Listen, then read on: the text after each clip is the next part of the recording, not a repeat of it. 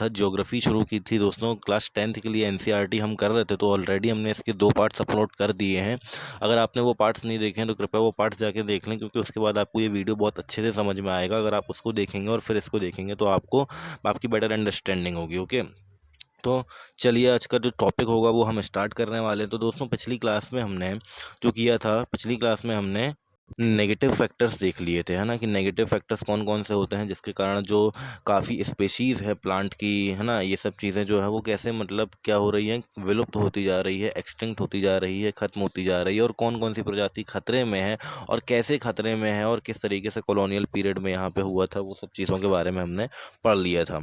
ठीक है, तो आज जो हमारा टॉपिक बचा था कल के लिए, है ना, कल का जो टॉपिक हमारा बचा था वो क्या बचा था दोस्तों, वो बचा था हमारा हिमालयन यू का। ठीक है, अब ये हिमालयन यू क्या है, सबसे पहली बात तो यू क्या है ना, तो ये यू क्या है दोस्तों, ये एक प्रकार का ट्री है जो हरा भरा ट्री होता है, जो हिमालय में उगता है, उसको अपन हिमालयन यू कहते हैं।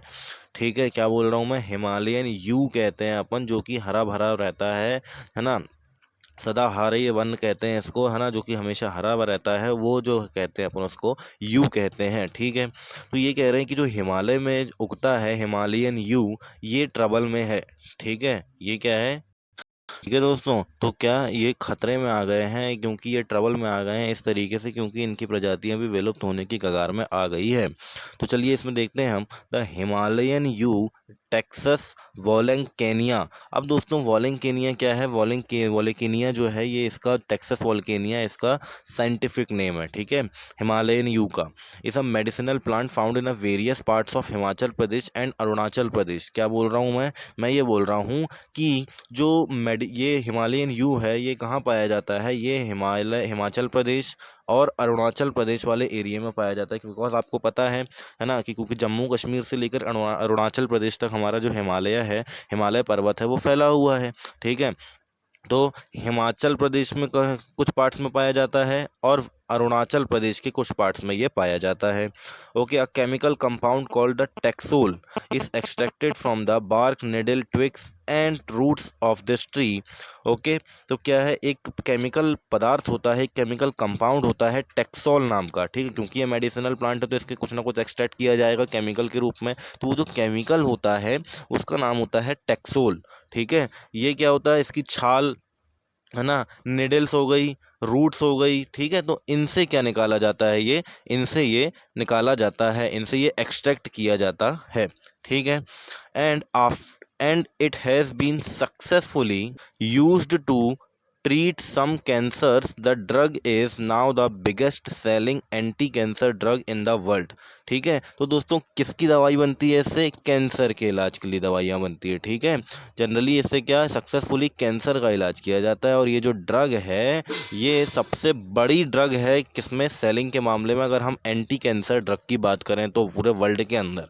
ठीक है, पूरे वर्ल्ड के अंदर इससे जो दवाई निकाली जाती है जो कि कैंसर के इलाज के लिए बहुत ही उपयोगी है, बहुत ही महत्वपूर्ण है, वो पूरे विश्व में सबसे बड़ी एंटी कैंसर ड्रग सेलिंग है ना, एंटी कैंसर ड्रग के रूप में बहुत ज़्यादा मात्रा में वो सेल की जाती है। ठीक है, and the species is under great threat due to over exploitation.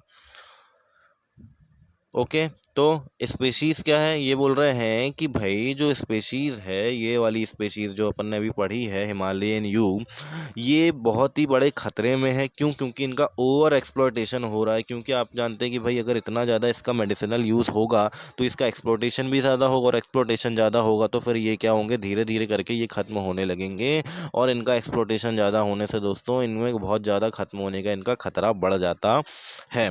And in the last 1 decade, thousands of yew trees have dried up in various parts of Himachal Pradesh and Arunachal Pradesh. तो अगर हम पिछले 1 दशक की बात करें, पिछले 10 सालों की अगर हम बात करें, तो हज़ारों ट्रीज जो हैं यू के, हज़ारों ट्रीज क्या हो चुके हैं दोस्तों, सूख चुके हैं हिमाचल प्रदेश और अरुणाचल प्रदेश के एरिया के।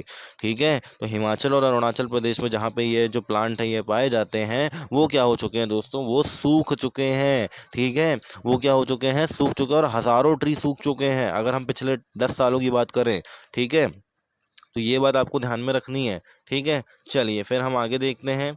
ओके, आगे क्या बोल रहा है, habitat destruction, hunting, poaching, over-exploitation, environmental pollution, poisoning, and forest fires are factors which have led to decline in India's biodiversity. Okay. तो इन सारे फैक्टर्स के कारण क्या होता है दोस्तों कि इंडिया की जो बायोडाइवर्सिटी है वो धीरे धीरे करके क्या होती जा रही है, ख़त्म होती जा रही है ना। मेन कौन कौन से फैक्टर इन्होंने यहाँ पे मेंशन किए हुए हैं, ध्यान से सुनिएगा। Habitat destruction. अब ये हैबिटेट डिस्ट्रक्शन क्या है? हैबिटेट डिस्ट्रक्शन का मतलब ये है कि मान लीजिए कोई पर्टिकुलर जो स्पेशी है, या एनिमल की हो या प्लांट की हो, वो एक जगह पे लगी हुई है, या एक जगह पे वो जो एनिमल है वो जी रहा है, अपनी ज़िंदगी वहाँ पे गुजार रहा है, और पर्टिकुलरली उसी एरियाज में वो ज़्यादा पाए जाते हैं। लेकिन आपने क्या कर दिया, आपने वहाँ पे जो है वहाँ पे कुछ और बना दिया, और उनको क्या कर दिया, उनकी जगह से अलग कर दिया। तो दोस्तों फिर वो क्या है, उस एनवायरनमेंट में ढल नहीं पाते हैं, जिसके कारण क्या हो जाते हैं, वो धीरे धीरे करके ख़त्म होने लगते हैं। ठीक है। उसके बाद आता है हंटिंग। अब हंटिंग का मतलब क्या होता है? सीधे सीधे अपन को मालूम है कि हंटिंग मतलब होता है शिकार करना। ठीक है। तो एक शिकार के कारण भी होता है, क्योंकि शिकार के कारण क्या होता है, बहुत सारे जो मेन जीव जंतु होते हैं अपने, है ना, जो कि क्या होते हैं, बिल्कुल ख़त्म होने की कगार पे रहते हैं। अगर हम उनकी हंटिंग कर देते हैं तो वो उनकी संख्या और कम हो जाती है। ठीक है। जैसा कि आपने पिछली कक्षा में पढ़ा ही होगा, अपन ने पढ़ा था फॉरेस्ट वाले चैप्टर में, क्या पढ़ा था अपन ने पढ़ा था कि भाई काफ़ी जो है कॉलोनियल पीरियड में जब शिकार होता था, हंटिंग होती थी, तो बहुत सारे जो अपने टाइगर्स हैं उनको मार दिया जाता था, है ना। टाइगर्स हो गए, लायन, ये सबको बहुत सारे, और जो अपना लेपर्ड है ना, इन सबको बहुत बड़ी मात्रा में क्या होता, इनका शिकार किया जाता था। ठीक है। इसलिए आज ये क्या हो चुके हैं, बहुत कम बचे हैं। ठीक है ना। पोचिंग। अब ये पोचिंग मतलब अवैध शिकार होता है। इसका मतलब अवैध शिकार का मतलब आपको अनुमति नहीं है कि आप शिकार करें, शिकार कर सकते हैं, लेकिन फिर भी आप शिकार करने जाते हैं, जिसके कारण क्या होता है दोस्तों, जो है एनिमल्स की हंटिंग होती है, और उसके बाद फिर उनका खात्मा किया जाता है। ठीक है। तो इसको पोचिंग कहते हैं। ओवर एक्सप्लॉयटेशन, है ना। अब आप किसी भी चीज़ का, मान लेते हैं कोई प्लांट है, वो कोई प्लांट बहुत सारे लगे हो, आप उसका ओवर एक्सप्लॉयटेशन किए जा रहे हो, बिल्कुल आप उसको ऐसा यूज़ कर रहे हो कि बस बिल्कुल आपके सिवा तो कोई है ही नहीं उसको यूज़ करने के लिए, या उसका तो कुछ खुद का है ही नहीं, है ना।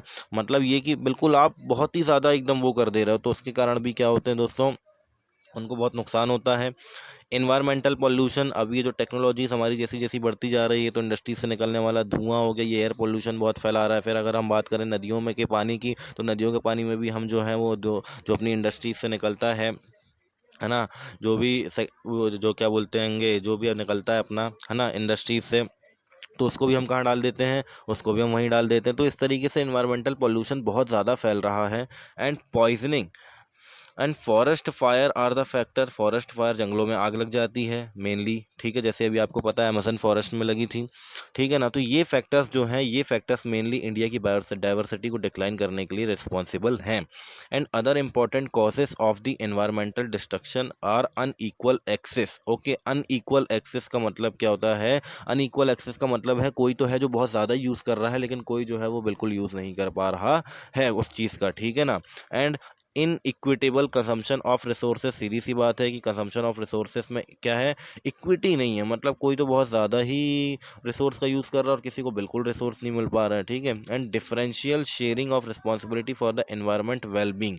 फिर वही कि sharing of responsibility for the environmental wellbeing, तो एनवायरमेंट के प्रति कोई सजग नहीं है। कुछ लोग हैं जो एनवायरमेंट को अच्छा रखना चाहते हैं, लेकिन कुछ लोग हैं जो कि एनवायरमेंट को बर्बाद करने पे तुले हुए हैं, यानी उनको एनवायरनमेंट की बिल्कुल भी फिक्र ही नहीं है, उनको केवल अपना फ़ायदा दिख रहा है। एनवायरनमेंट वेलबींग के इसमें कोई भी क्या बोलते हैं, उनके विचार में ऐसा कोई भी वो नहीं है कि जिससे एनवायरनमेंट को बचाया जाए। उनको बस अपना फ़ायदा देखना है और एनवायरनमेंट का एक्सप्लॉयटेशन करना है। ठीक है।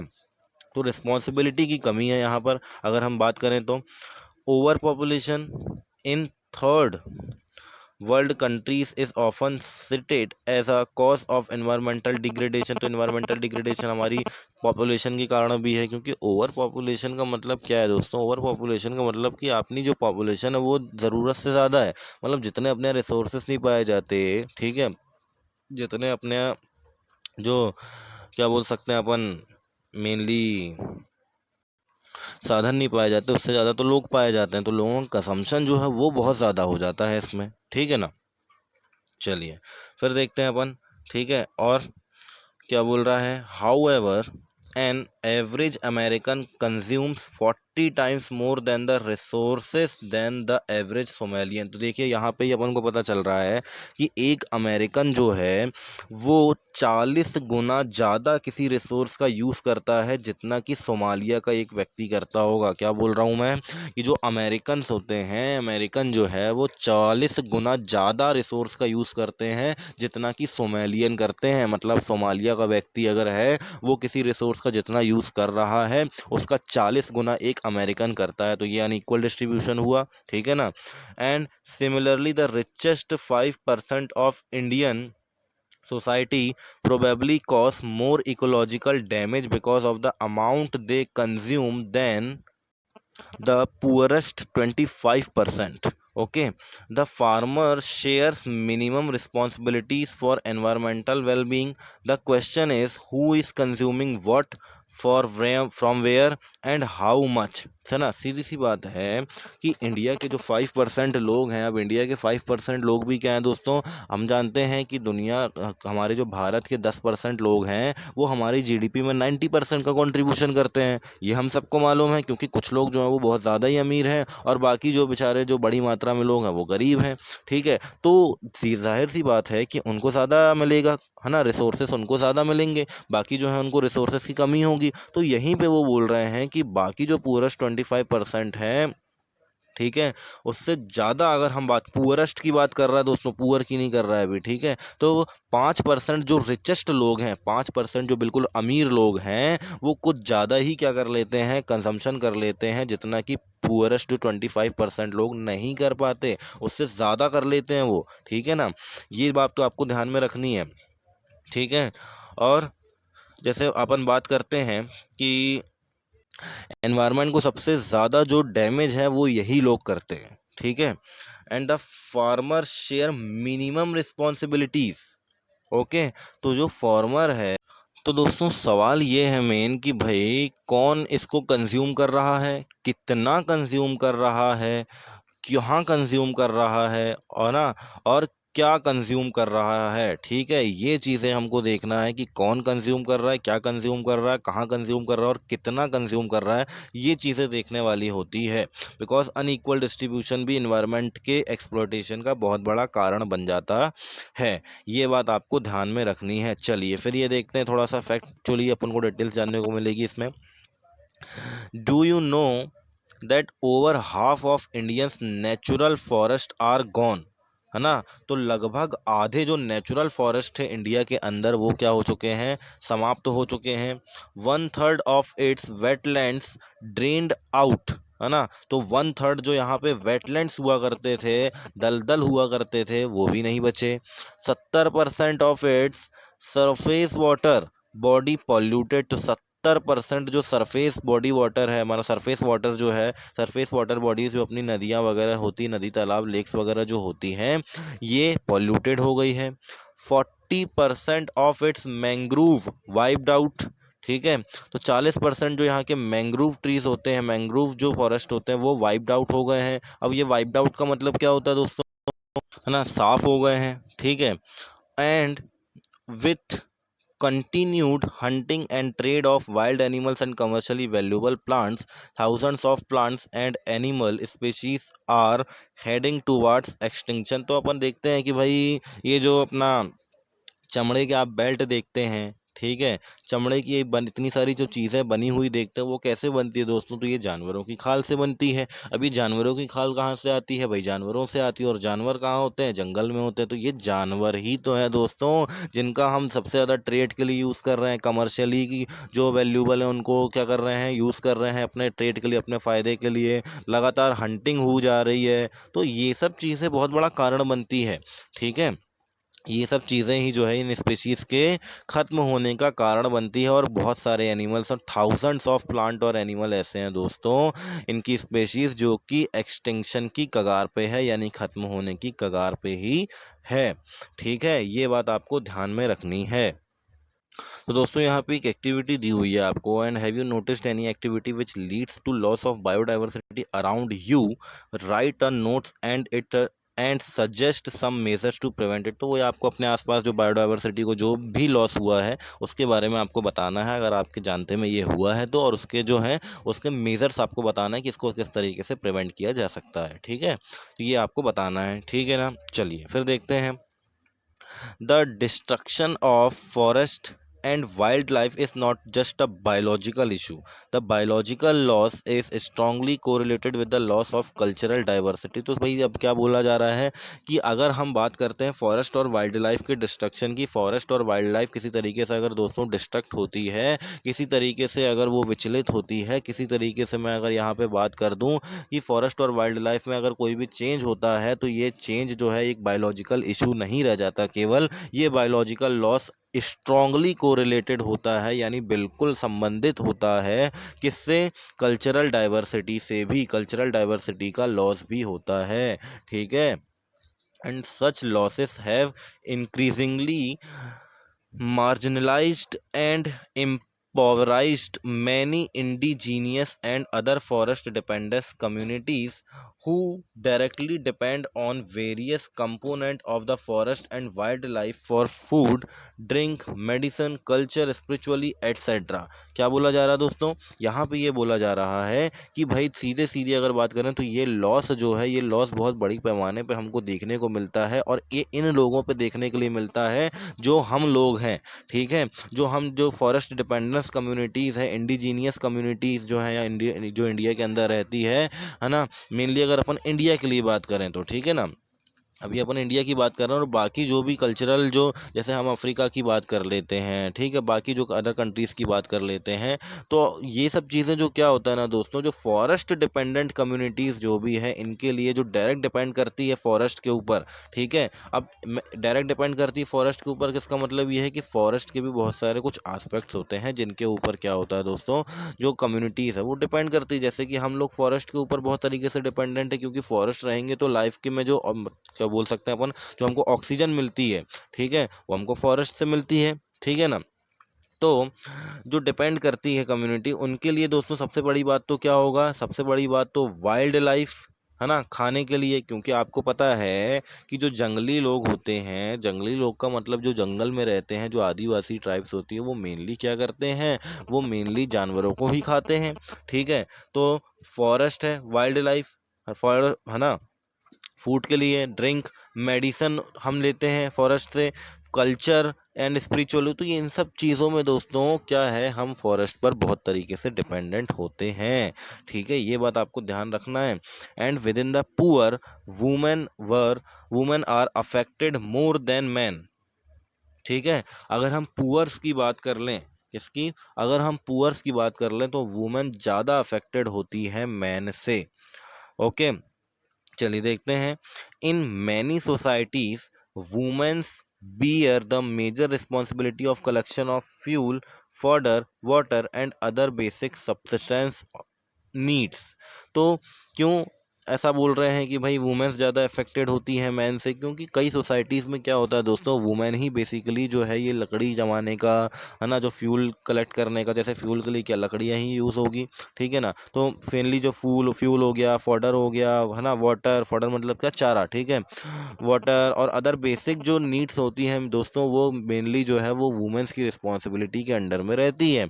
ठीक है, इसीलिए जो अगर ये फॉरेस्ट नहीं होंगे, फॉरेस्ट में अगर कोई भी चेंज होगा या फॉरेस्ट अगर नहीं होंगे ना दोस्तों, तो सबसे ज़्यादा जो तकलीफ है वो वुमेन्स को ही होगी। ठीक है, इसीलिए ये कहा गया है। ओके, चलिए, and as these resources are depleted, the drudgery of women increases and sometimes they have to walk for more than 10 kilometer to collect these resources।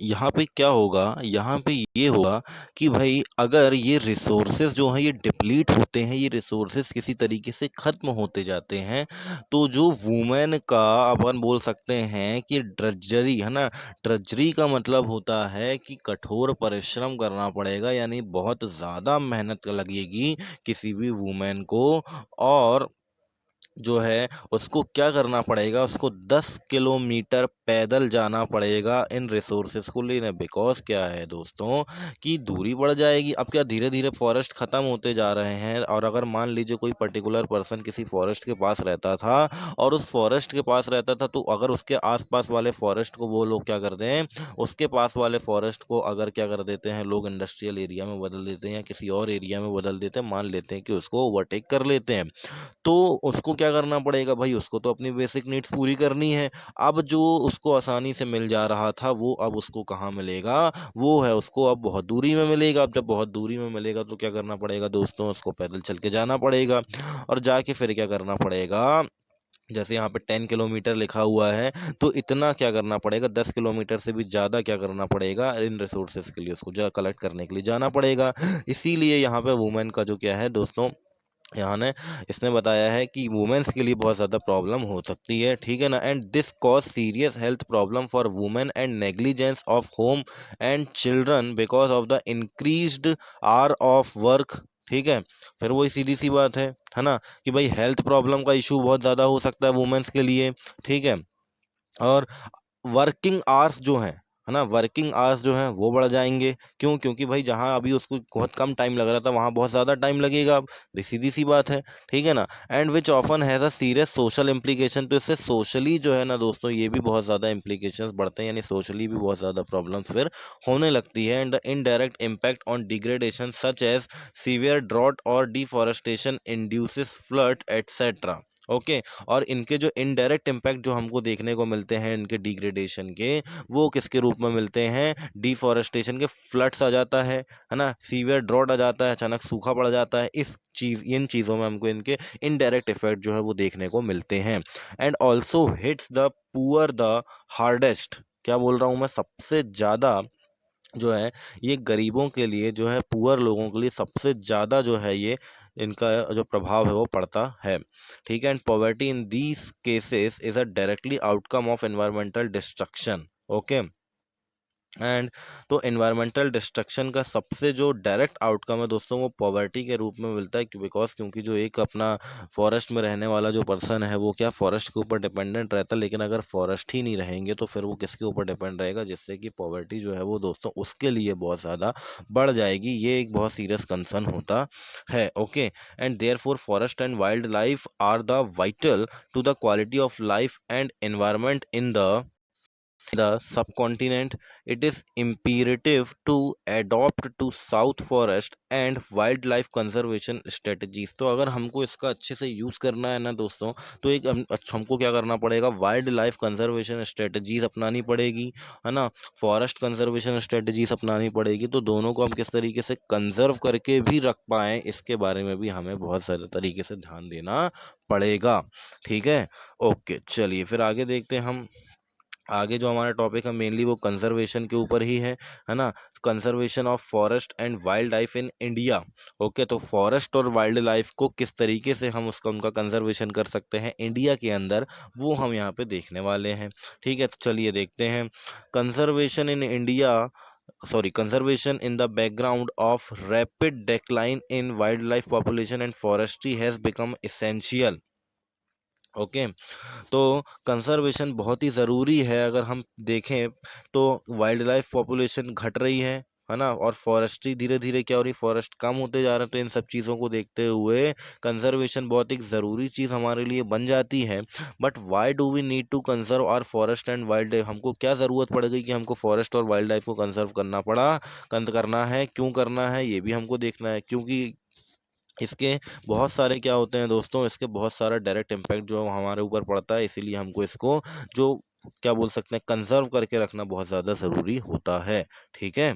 चलिए आगे क्या बोल रहा है, conservation preserves the ecological diversity and our life support system water air and soil। Okay, तो conservation अगर हम करते हैं फॉरेस्ट का और वाइल्ड लाइफ का, तो इससे क्या होता है, इकोलॉजिकल डाइवर्सिटी जो है वो बनी रहती है, इकोलॉजिकल डाइवर्सिटी को कोई नुकसान नहीं होता है। और हमारे लाइफ सपोर्ट सिस्टम होते हैं जैसे वाटर एयर और सॉइल, है ना, ये हमारे लिए बहुत ज़्यादा इंपॉर्टेंट रिसोर्सेस है। तो इनको भी क्या होता है, इनको भी प्रिजर्व रखने में, इनको भी बचाए रखने के लिए कंजर्वेशन बहुत ज़रूरी हो जाता है। And it also preserve the genetic diversity of plants and animal for better growth of species and breeding. Okay, तो ये जेनेटिक डाइवर्सिटी को भी प्रिजर्व करके रखता है, ठीक है, प्लांट्स और एनिमल्स की, ताकि जो स्पेशीज है उनका जो अलग अलग स्पेशीज है उनकी बेटर तरीके से ग्रोथ हो सके, और इससे ब्रीडिंग में भी बहुत ज़्यादा मदद मिलती है, ठीक है, अलग अलग स्पेशीज के उन। And for example in agriculture we are still dependent on traditional crop varieties, है ना। तो अगर हम देखें एग्रीकल्चर में, तो अभी अब हम जो हैं अभी भी क्या है, अभी भी ट्रेडिशनल क्रॉप वेराइटीज जो हमारी ट्रेडिशनल क्रॉप्स हैं उनके ऊपर अभी भी हम डिपेंडेंट हैं, है ना। Fisheries are too heavily dependent on the maintenance of aquatic biodiversity. तो हमको एक्वेटिक फिशरीज जो है, हमारी जो मछली उद्योग जो हमारा होता है, मछली पालन जो होता है ना, मछली पालन के ऊपर भी काफी हद तक लोग क्या है डिपेंडेंट। और मछली पालन किसके ऊपर डिपेंडेंट है दोस्तों, एक्वेटिक बायोडाइवर्सिटी के ऊपर, ठीक है। एक्वेटिक बायोडाइवर्सिटी का मतलब क्या होता है, एक्वेटिक बायोडाइवर्सिटी का मतलब होता है जो जलीय जीव जंतुओं में विभिन्नता पाई जाती है, जो जलीय जीव जंतु जो अलग अलग आपको दिखते हैं उनमें जो डाइवर्सिटी पाई जाती है उसको एक्वेटिक बायोडाइवर्सिटी कहा जाता है। तो एक्वेटिक बायोडाइवर्सिटी भी बहुत ज़्यादा ज़रूरी है अगर हमको फिशरीज करना है, तो अगर हमको क्या करना है, मछली उद्योग करना है, मछली जो इंडस्ट्री होती है अपनी, है ना, उनको अगर अपन को आगे बढ़ाना है तो, ठीक है। चलिए फिर आगे देखते हैं हम, तो क्या लिखा है, in the 1960s and 70s the conservationist demanded the national wild life protection program, है ना। तो 1960s और 70s के आसपास क्या होता है, कंजर्वेशनिस्ट जो होते हैं, कंजर्वेशनिस्ट का मतलब जो इन्वायरमेंट को कंजर्व करने के लिए बहुत ही ज़्यादा आगे आने वाले लोग हैं ये, है ना, जो कि इन्वायरमेंट को कंजर्व करना चाहते हैं। उन्होंने क्या मांग की, उन्होंने ये मांग की कि एक national wild life protection program चलाना पड़ेगा। The Indian wild life protection act was implemented in 1972। तो Indian wild life protection act आता है कब, 1972 में, विथ वेरियस प्रोविजंस और protecting habitats. An all India list of the protected species was also published. The thrust of the, है ना, फिर क्या होता है दोस्तों, देखते हैं यहाँ पे, है ना, फिर प्रोटेक्टेड लिस्ट, प्रोटेक्टेड जो स्पीशीज है उनकी लिस्ट जारी की जाती है। And the thrust of the program was towards protecting the remaining population of certain endangered species by banning hunting, giving legal protection to their habitat and restricting trade in wild life, है ना। फिर आगे क्या काम किए गए दोस्तों, आगे ये काम किए गए कि हंटिंग बैन कर दी, ठीक है, लीगल प्रोटेक्शन दिया गया, ठीक है ना, उनके हैबिटेट को लीगल प्रोटेक्शन की, भाई इनके आसपास कोई हंटिंग करने तो नहीं आ रहा है, ठीक है। और रिस्ट्रिक्शन ट्रेड, जो वाइल्ड लाइफ पे ट्रेड चल होता था उसको रिस्ट्रिक्ट कर दिया गया, ठीक है ना। And subsequently central and many state government establish national park and wild life sanctuaries. तो आज जो आप सुनते हैं कान्हा नेशनल पार्क, बांधवगढ़, ये सब जो आप देखते हैं, तो दोस्तों ये नेशनल पार्क जो है ये पहले नेशनल पार्क नहीं हुआ करते थे, इसके बाद में नेशनल पार्क्स बनना चालू हुए। और कई जो राज्य की सरकारें हैं और जो केंद्र सरकार है उन्होंने नेशनल पार्क्स बनाना चालू किए, वाइल्ड लाइफ सेंचुरी बनानी चालू की, जिसमें ये सब जो अपने जो भी वाइल्ड वाइल्ड लाइफ होते हैं, ठीक है, और जो अपने नेशनल पार्क्स है उसमें जो चीता बाघ वगैरह आपने बहुत सारे देखे होंगे, है ना, तो ये सब वहाँ पे कंजर्व करके रखे जाते हैं, ठीक है।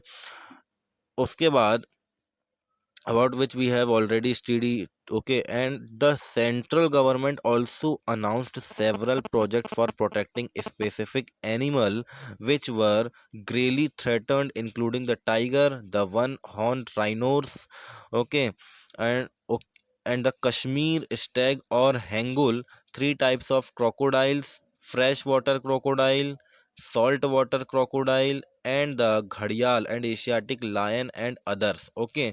तो ये सब क्या हुआ दोस्तों कि सेंट्रल गवर्नमेंट भी क्या लेके आई, सेवल गवर्नमेंट जो सेंट्रल गवर्नमेंट है उसने भी बहुत सारे ऐसे प्रोजेक्ट्स लेके आई जिसमें कि जो स्पेसिफिक एनिमल्स हैं जो को बहुत ज़्यादा खतरा, जो एंडेंजर्ड स्पेशीज़ हैं, उनके लिए एक स्पेशल प्रोजेक्ट लेके आया गया और उसके अंदर इन सभी का कंजर्वेशन का बताया गया कि इनको हमको क्या करना है, कंजर्व करके रखना, जो कि थ्रेटन्ड एनिमल्स हैं। जैसे इसमें कौन कौन से आ गए, टाइगर भी आ जाता है, वन हॉर्न राइनोस भी आ जाता है, एक सींग वाला गेंडा, ठीक है, फिर कश्मीर हैंगुल भी आ जाता है ना, और तीन टाइप के क्रोकोडाइल्स भी आ जाते हैं। इसमें कौन कौन से हैं, fresh water crocodile, salt water crocodile और घड़ियाल। ठीक है, उसके बाद एशियाटिक लायंस, ठीक है ना, एशियाटिक लायंस भी आ जाते हैं और बाकी चीज़ें। ठीक है, तो ये सब जो अपनी स्पेशीज़ हैं इनके लिए बहुत सारे प्रोजेक्ट्स लेके आए जाते हैं इनको कंजर्व करने के लिए। And most recently the Indian elephant, black bug, chinkara बोलते हैं जिसको अपन, द ग्रेट इंडियन बस्टर्ड, है ना, गोदावन बोलते हैं, स्नो लेपर्ड एटसेट्रा। तो बाद में इन सब के लिए भी धीरे धीरे क्या किया गया, इन सब के कंजर्वेशन के ऊपर भी ध्यान दिया गया। And have been given full and partial legal protection, तो फुल और पार्शियल रूप से इनको क्या दिया गया, प्रोटेक्शन दिया गया। ठीक है, against the hunting and the trade through out India, और इनके ट्रेड को भी क्या कर दिया गया, बैन कर दिया गया। ठीक है, चलिए फिर देखते हैं हम यहाँ पे प्रोजेक्ट टाइगर, है ना, प्रोजेक्ट टाइगर के बारे में यहाँ पे एक बात की गई है। तो दोस्तों टाइगर को बचाने के लिए यहाँ प्रोजेक्ट टाइगर लेके आया गया। Okay, and tiger is one of the key wild life species in the faunal web. In 1973 the authorities realized that the tiger population had dwindled to 1827 from the estimated 55,000 at the turn of the century. The major threats to tiger population are numerous, such as poaching for trade, shrinking habitat, depletion of prey, base species, growing human population, etc. है ना, तो यहाँ क्या है दोस्तों, जो अपना project tiger है मेनली वो टाइगर के लिए किया गया था, टाइगर को कंजर्व करने के लिए किया गया था। ठीक है, और टाइगर जो है बहुत ही एक स्पेशल एनिमल है, की वाइल्ड लाइफ स्पेशीज है, किसके अंदर, फॉनल वेब के अंदर, यानी जानवरों की प्रजाति में अगर अपन देखें तो बहुत ही इंपॉर्टेंट जो है एनिमल ये होता है। 1973 की अगर हम बात करें, ओके, किसमें, 1973 की अगर अपन बात करें तो टाइगर पॉपुलेशन जो है, टाइगर पॉपुलेशन कहाँ तक आ गई, 1827 आ गई, मतलब ये कि 1827। ठीक है, 1827 ही रह गई थी, जितना कि जो सेंचुरी के टर्न में मतलब जैसे ही 19 सेंचुरी शुरू हुई थी, और सॉरी 20 सेंचुरी शुरू हुई थी, तब थे 55,000, है ना, तब कितने थे, 55,000 एस्टिमेट किए गए थे। लेकिन अगर हम बात करें 1973 की तो वो 1827 रह गए थे। ठीक है, तो ये बहुत बड़ा मेजर कंसर्न था। ओके, और मेजर थ्रेट्स क्या थे टाइगर पॉपुलेशन के कम होने के, मेजर थ्रेट्स ये थे दोस्तों, प्रोचिंग फॉर ट्रेड, है ना, प्रोचिंग मैंने आपको बताया अवैध शिकार, है ना, आपको परमिशन नहीं लेकिन फिर भी आप उसका शिकार कर रहे हो, तो वो शिकार किया करते थे लोग ट्रेड के लिए। ठीक है, श्रिंकिंग हैबिटेट। ओके, एंड धीरे धीरे क्या हुआ, उनका जो हैबिटेट है उसको आपने क्या करते गए, कम करते गए। ठीक है, जो उनका एरिया था उसमें क्या करते गए, कंस्ट्रक्शन होता गया। ठीक है ना, and depletion of prey base species. Okay, species शिकार की जाती थी उनका डिप्लीशन होने लगा। ठीक है, एंड ग्रोइंग ह्यूमन पॉपुलेशन भी बढ़ने लगी। तो ये मेजर जो थे, ये थ्रेट्स थे जो टाइगर की पॉपुलेशन के कम होने के लिए। And the trade off tiger skins and use of their bones in tradition medicines specially in the Asian countries left the tiger population on the verge of extinction. तो क्या होता था कि टाइगर की स्किन, जो टाइगर की चमड़ी है, उसका ट्रेड होता था, और उसकी जो बोन्स होती थी टाइगर की, उसको ट्रेडिशनल मेडिसिन के रूप में यूज किया जाता था, मेनली किसमें, एशियन कंट्रीज के अंदर। ठीक है, एशियन कंट्रीज के अंदर उसकी जो बोन्स है उसको एज अ मेडिसिन के रूप में लिया जाता था, मेडिसिन में काम में लिया जाता था। ठीक है, एक तरीके से हम बोल सकते हैं कि एशियन कंट्रीज ने क्या कर दिया था, टाइगर की पॉपुलेशन को ऐसी एक्सटिंक्शन के लिए छोड़ दिया था, विलुप्त होने की कगार पे ही छोड़ दिया था। And since India and Nepal provide habitat to about 2/3 of the surviving tiger population in the world.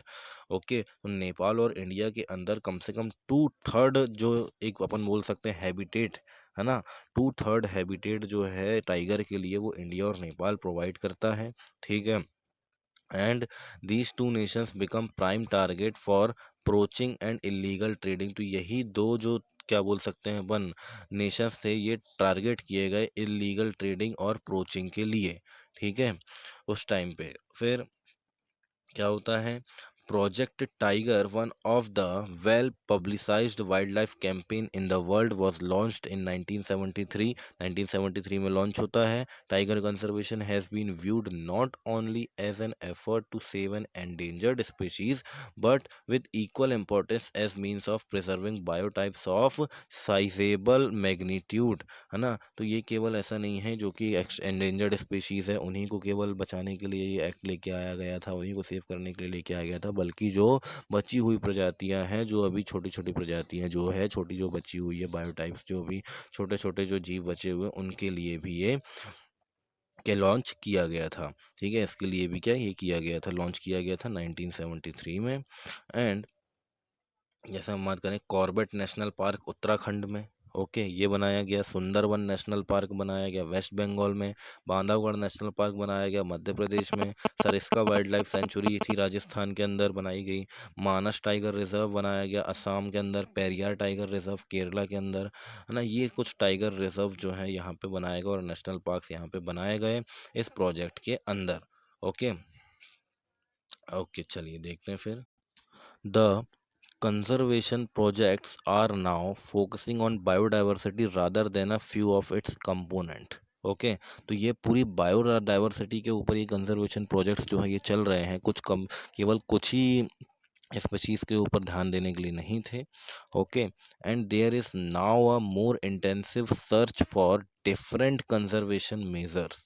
ठीक है, तो यहाँ पे और इंटेंसिव सर्च किया गया, मतलब और तरीके खोजे गए और डिफरेंट कंजर्वेशन मेजर्स लिए गए.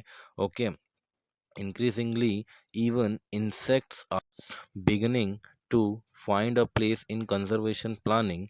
In the notification under Wildlife Act of 1980 and 86, several hundred butterflies, moths, beetles and the dragonfly have been added to these protected species in 1991. For the first time, plants were also added to the list starting with 6 species. Okay, तो क्या हुआ दोस्तों, यहाँ पे जो है insects को भी इनकी लिस्ट में शामिल किया गया. ठीक है ना, धीरे धीरे करके. 1980 और 86 की अगर अपन बात करते हैं तो ये वाइल्ड लाइफ जो एक्ट था, ठीक है ना, तो वाइल्ड लाइफ एक्ट में आता है, वाइल्ड लाइफ एक्ट में एक नोटिफिकेशन आता है, उसके दौरान जो है सेवरल हंड्रेड स्पीशीज, है ना, सैकड़ों स्पीशीज जो है वो इसके अंदर ऐड की जाती है. जैसे बटरफ्लाई बता रहे हैं, मॉथ्स बता रहे हैं, बीटल्स बता रहे हैं, ड्रैगन फ्लाई बता रहे हैं. ठीक है ना, तो ये सब चीज़ें यहाँ पे ऐड की गई और 1991 के अंदर यहाँ पे प्लांट्स भी ऐड कर दिए गए. ठीक है, जहाँ पहले केवल 6 प्लांट्सों को इन्होंने इस एक्ट के अंदर लिया हुआ था, वहाँ पे बहुत सारे प्लांट्स भी होने लगे. पहले जहाँ केवल 6 स्पेशीज को इन्होंने वो किया था, जनरली अगर अपन बात करें वाइल्ड लाइफ प्रोटेक्शन एक्ट में कि भाई हम 6 स्पेशीज के ऊपर ज़्यादा फोकस करेंगे, लेकिन बाद में यहाँ पे प्लांट्स को भी क्या कर लिया गया, ऐड कर लिया जाता है. ठीक है दोस्तों, फिर यहाँ पे एक एक्टिविटी है वो मैं आपको बताता हूँ, है ना, वो आपको करना है. Collect more information on wildlife sanctuaries and national parks of India and cite their locations on the map of India. तो बहुत सारे नेशनल पार्क्स और वाइल्ड लाइफ सेंचुरीज के बारे में आप पता करिए और उसको मैप में लोकेट करके बताइए. ये यहाँ पे बताया उन्होंने. ठीक है, चलिए. एंड उसके बाद दोस्तों ये टॉपिक आता है ना, type of distribution of forest and wild life resources. तो दोस्तों ये जो अपन देखने वाले हैं वो अगली क्लास में देखने वाले हैं. ठीक है, तो आज जो हमने पढ़ा वो क्या पढ़ा, आज हमने conservation of forest and wild life के बारे में हमने यहाँ पे पढ़ लिया कि इंडिया के अंदर हम किस तरीके से जो है कंजर्व कर सकते हैं. प्रोजेक्ट टाइगर के बारे में हमने पढ़ा. ये जो हम पढ़ेंगे ये वाला टाइप जो हमारा type of distribution of forest, ये हम पढ़ने वाले हैं कल. तो अगर आपको दोस्तों समझ में नहीं आया तो आप कमेंट में मुझसे पूछ सकते हैं. आई होप कि आपको समझ में आया होगा. और अगर आपने हमारे चैनल अभी तक सब्सक्राइब नहीं किया है तो कृपया हमारे चैनल सब्सक्राइब कर लें ताकि आगे आने वाली अच्छी वीडियोज़ आपको मिलती रहे. ठीक है दोस्तों, चलिए.